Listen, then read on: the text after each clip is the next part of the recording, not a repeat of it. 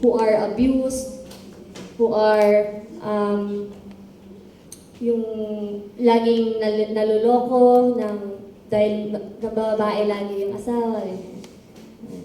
So these are your options po ninyo, nullity, annulment, or legal separation.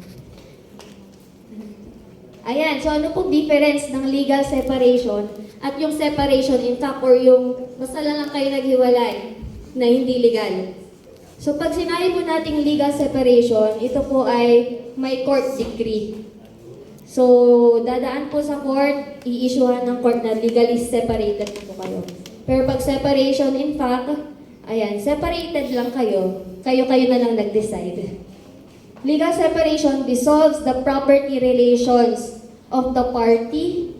Ayan. So, mahati din po yung properties po ninyo, magli-liquidate. At pwedeng hindi makakuha ng parte yung spouse, yung guilty spouse. Okay. And then, yan, sa separation in fact, andun pa din. So, kung kayo po gusto nyo protektahan yung mga properties, future properties ninyo bilang spouse or bilang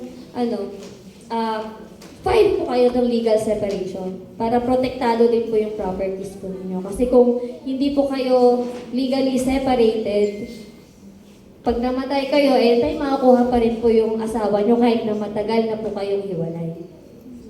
Okay, next. Legal separation, difference niya sa